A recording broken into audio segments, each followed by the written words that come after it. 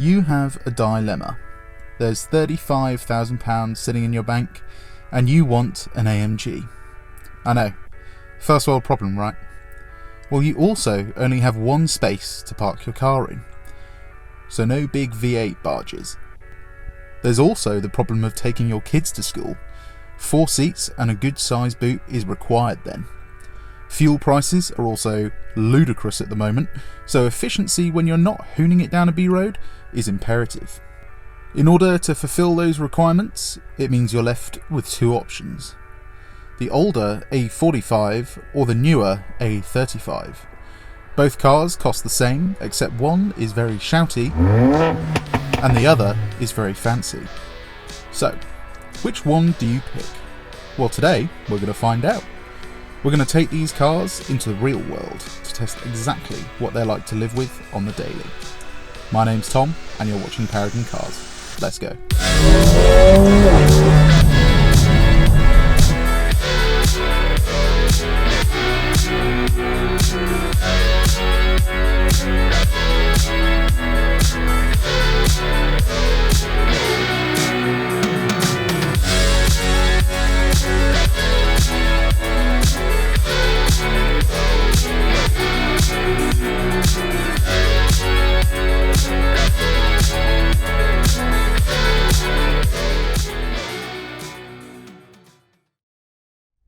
Let's start with the engines.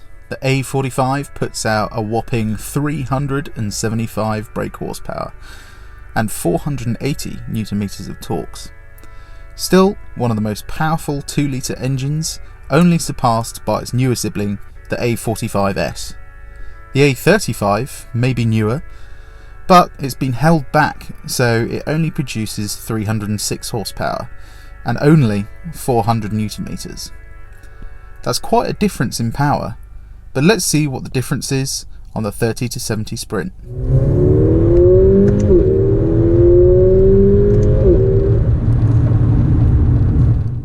So, the best time we got out of the A45 was a 4.18 seconds. That's pretty fast. Now let's see what the A35 does.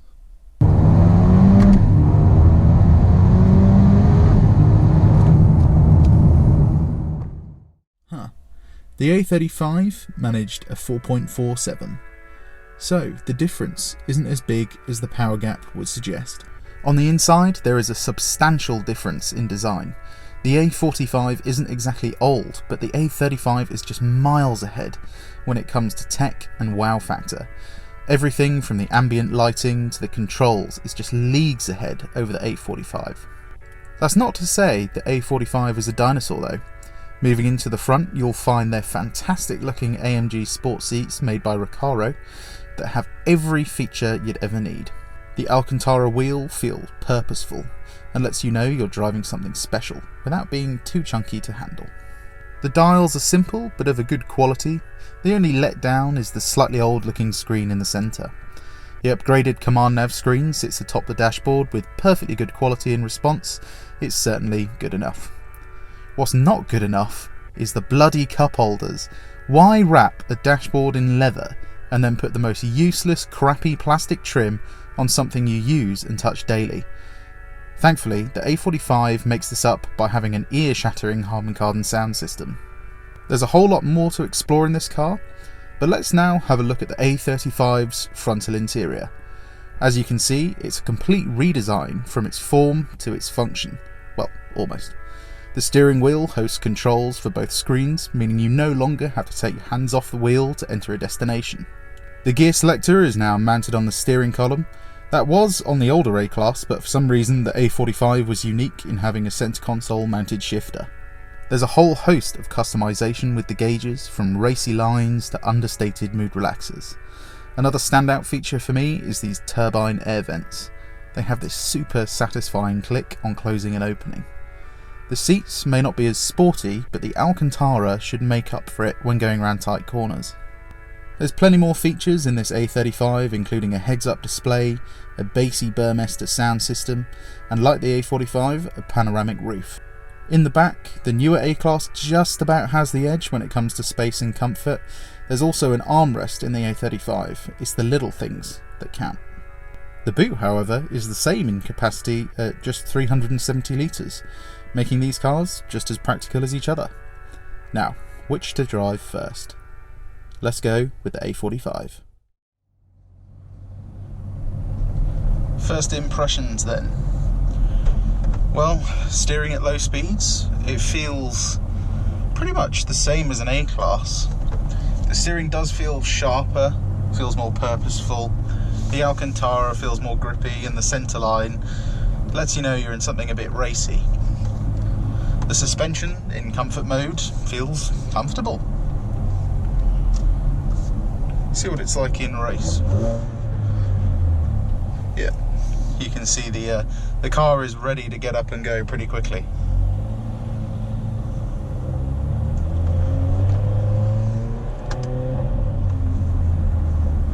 And going over bumps in race mode, it feels more controlled, but it's still, I mean, nowhere near as bumpy as the Focus RS was.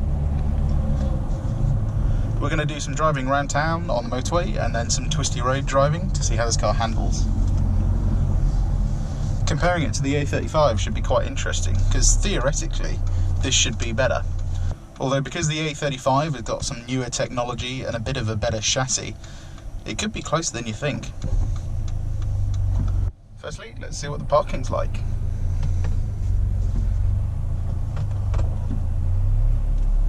We have a pop-out reverse camera and the lines are telling us where we need to go. This car's got quite a slow steering rack for such a racy car, so parking it precisely is actually pretty easy. And then it's got the usual Mercedes parking sensors. I don't know if you can see that in the rear view mirror. There's one on the ceiling and then one in the front, and they light up to tell you when you're near objects. No surprises there, parking this is just like a normal A-Class. Coming out of junctions just in comfort mode, it's pretty easy. The dual clutch gearbox responds really fast. It's very easy to drive. The seats around town are very racy, so they're not the comfiest things in the world, but they do hug your sides really nicely actually. Okay, we're going to reset the trip computer now and see what MPG we get. This car's got hill hold assist, so when you come to a stop you can take your foot completely off the pedal and it'll just hold the car in place. Pretty neat feature, adds a bit of comfort. This car also has Distronic, we'll get onto that a bit later, but that is effectively radar cruise control. So for a longer journey on the motorway, this car should theoretically be pretty relaxing. Let's see what this car's like around the roundabout, just in comfort mode. Turn the start stop off, because that is really annoying.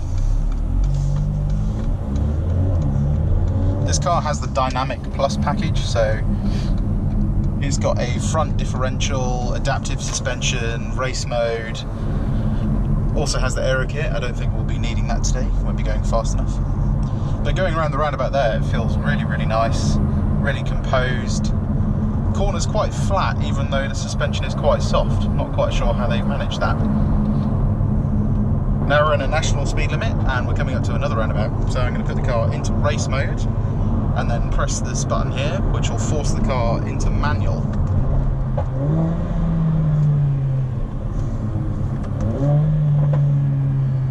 Can open the sunroof a bit.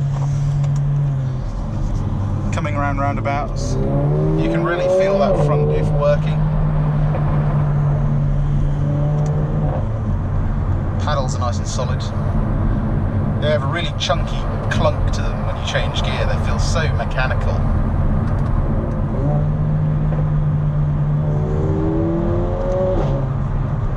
Nice bangs on the upshift as well from the exhaust. This is the most shouty 2-litre engine I've driven from Mercedes. Sounds absolutely fantastic.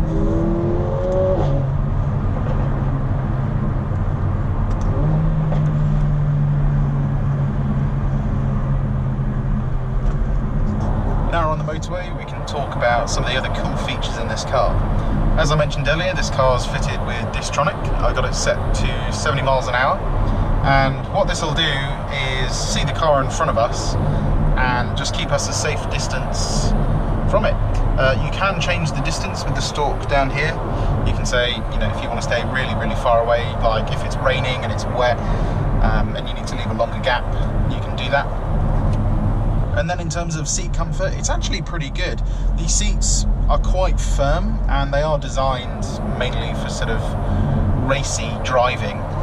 But yeah, a long journey you can certainly do in this car.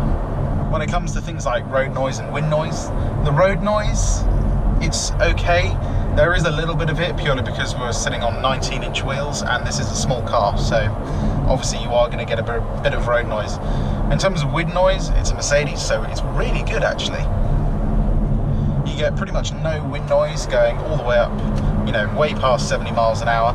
So for a long journey, again, it would be very, very comfortable. In terms of visibility, the car's actually really good. You've got a blind spot monitor, so you're never going to go into the side of someone. And you can see, it's telling me when I've got the indicator on that someone's there. And then different modes on the motorway. When you put it in sport, not much changes. Sport Plus. You hear the valves open in the exhaust a little bit. And then put it into race. It disengages the Distronic system because it knows you want to go fast, and then puts sport handling on, and then puts it in a really low gear. Of course you can change the gears yourself if you put it in manual mode. And the suspension stiffens up a lot in race mode. However, it's still very compliant, surprisingly compliant actually. The Focus RS we drove, when we put that in race mode, that was really, really racy. Whereas this still feels like a luxury car, even when it's in its sportiest mode. One feature I think is essential on these smaller cars is a panoramic roof. The one in this and the A35 are both really good. They open pretty much all the way, and the size of the glass itself is absolutely huge. It just means on longer journeys there's a bit more light in the cabin, so you don't feel as tired. And then obviously anyone in the back, if they do get car sick, having a little bit more light coming into the cabin, they can look at the sky as well. It stops them from feeling sick. You've then got the Harman Kardon sound system. This was just before Mercedes moved over to the Burmester systems in the new SE class, A class, yada yada yada. And it has really good bass. You can change the equalizer settings. It's got a load of different settings you can change as well. Like if it plays the music in the front or the back, just leave that all in the middle, to be honest. But as I said, the bass is really good. The mids are not quite as good as they could be. I know the later Burmester systems are slightly better, and the highs are actually better than the newer Burmester system, I think. They're slightly clearer when you turn the volume all the way up. This car's just come up to 4 years old now, and I'm happy to report the quality is still very good. There's no squeaks or rattles that would drive you mental, and everything still feels really tight and solid. We're going to do a few more miles on the motorway and see what MPG we get. Then we're going to take it onto some twisty roads. We're going to do some twisty road driving now, but on the motorway we managed 34.4 miles to the gallon. Now that's driving through traffic, so I'm sure if you drove this car very economically, which you wouldn't do anyway, you'd probably still get about 38 to 42. It is a 2-litre engine after all. If you're not using the power, it's going to be pretty efficient. It'll be interesting to see what the A35 gets later. Now let's see what this A45 is like on some twisty roads. I've opened the sunroof so you can get a bit more sound. Get lovely cracks on the upshift. And some burbles when you let off. Suspension is in its firmest mode. And it's firm, but it's controlled.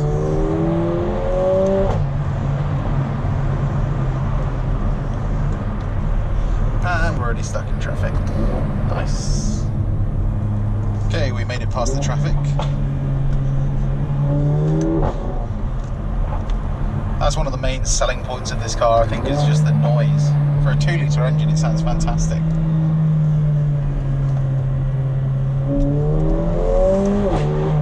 Handling around the tight corners feels really balanced. Steering is nice and sharp, feels stiff.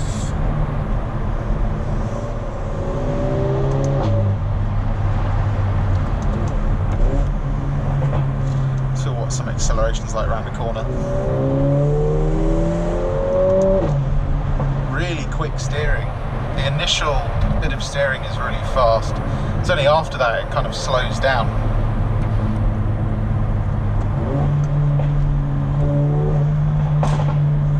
Get some nice loud pops and bangs from the exhaust. Brakes, yeah, they feel really nice too.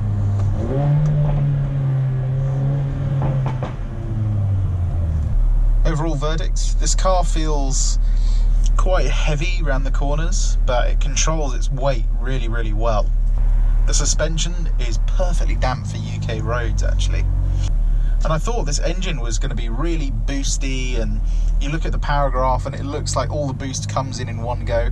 And it doesn't really feel like that, to be honest. You know there's a turbocharger there, obviously you can't really get around that, but it feels like it progresses like a naturally aspirated engine, so it's not super intimidating to drive actually.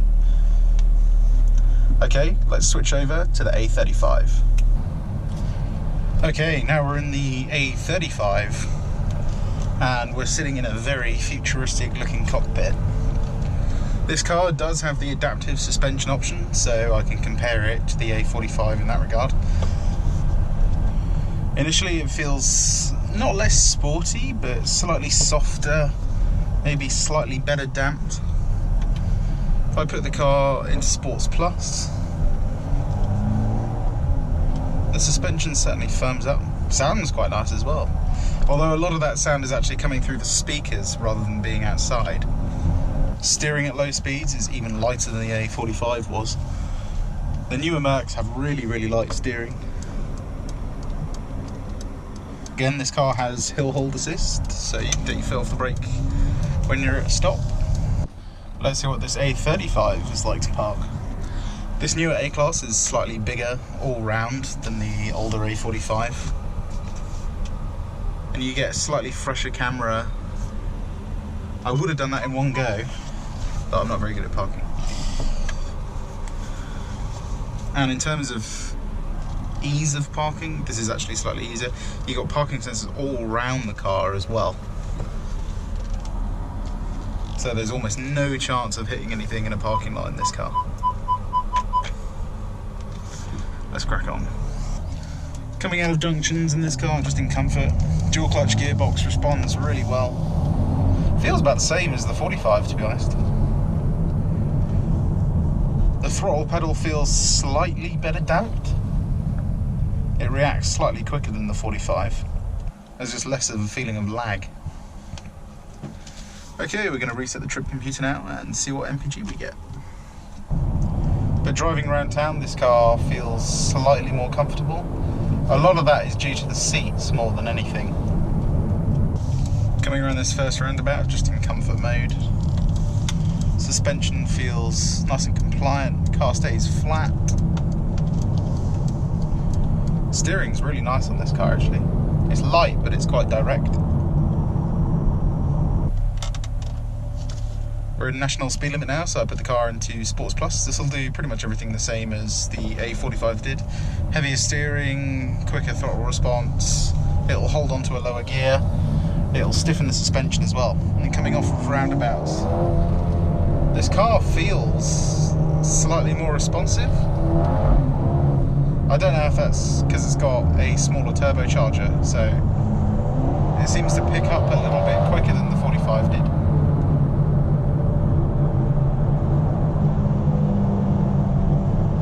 The only thing you're missing so far is a bit of real noise from the exhaust. Although you do get the odd pop and bang. Now we're on the motorway, it gives us a chance to talk about some of the other things on this car. As I mentioned before, you've got the heads-up display that gives you every bit of information you could possibly need, from your speed to the distance to the car in front. You've got a G meter. It is also configurable, so you can change pretty much everything you want on it. You've then got the Burmester sound system, which sounds absolutely fantastic in this car. Not quite as good as the Harman Kardon system when it comes to the highs, but the bass in this system is really, really good. And in terms of cabin quality, it's the same kind of quality as the A45 is, like same leather, all that kind of stuff. But the fit and finish is just slightly better. And one thing you do notice is, even though we're riding on the same size wheels, there's slightly less road noise than the A45. In terms of wind noise, it's really good. The only thing I'm noticing is that wing at the back does create quite a bit of noise, but it's certainly nothing to worry about really.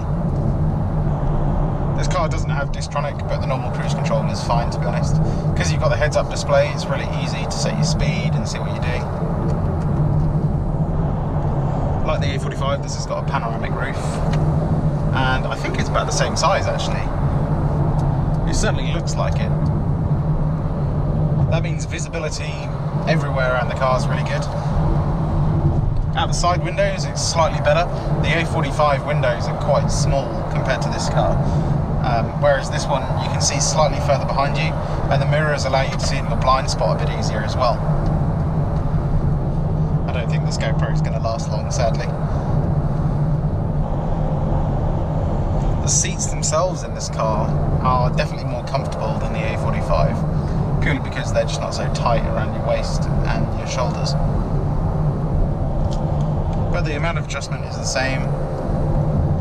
You sit at about the same ride height as well, so I would kind of like to be a little bit lower in this car. Let's try the different modes on the midway. So you got Sport, and that doesn't really feel like it changes much.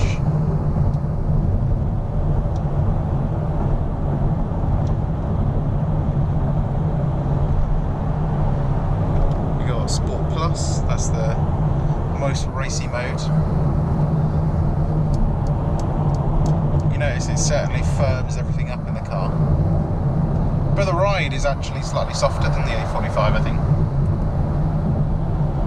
Still very controlled, but it just has a slightly softer edge. Feels quite a lot like an Audi S3 with the mag ride.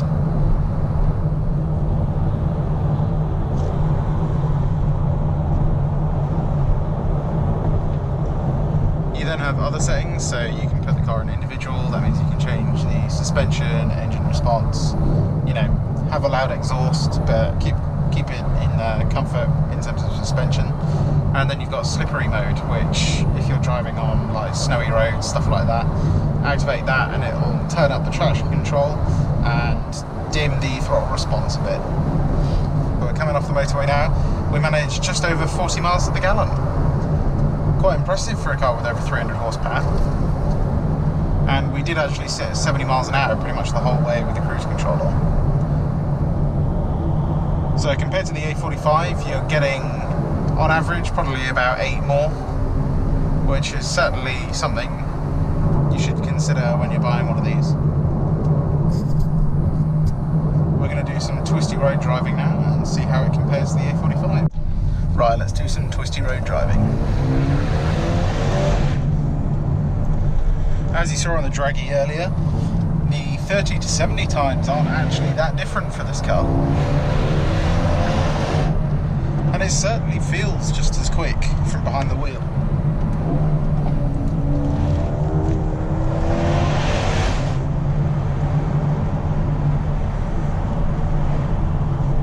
The sound is quite good. It's kind of more induction noise than anything else.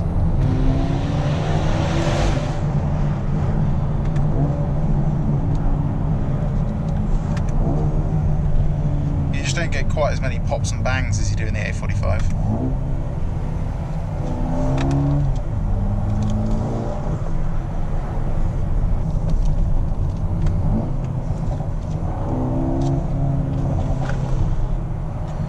The suspension still feels compliant in the 35. It does feel slightly better sorted out though. And as you can see, it gets the speed limit just as fast pretty much.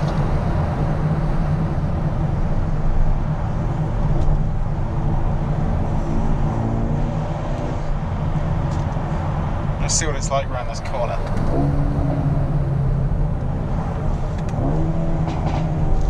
Still get some nice pops and bangs.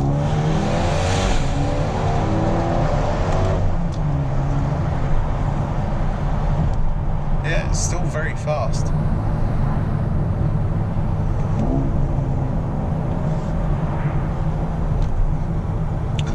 So, what's the overall verdict then? Well, it's a really tough choice, to be honest. The A35 is more AMG than I thought it was going to be. And the A45, there's just something about that car and the theatrics that it produces that is so satisfying when you're behind the wheel. Let me put it like this. The A45 is like a Hornet. It's big, it weighs quite a lot compared to its other fellow insects, and it stings. It destroys everything in its path. Whereas the A35 is kind of like a bee. It looks very pretty, and it does things it really shouldn't be able to do with the power that it's got. So if you're looking for something slightly more modern and slightly better for the family, I think the A35 would be the right choice. But the driver in me is always going to pick the A45. So in conclusion then, I think it's just too tough to rule out one car over the other. They're both very similar in terms of speed and performance and fun.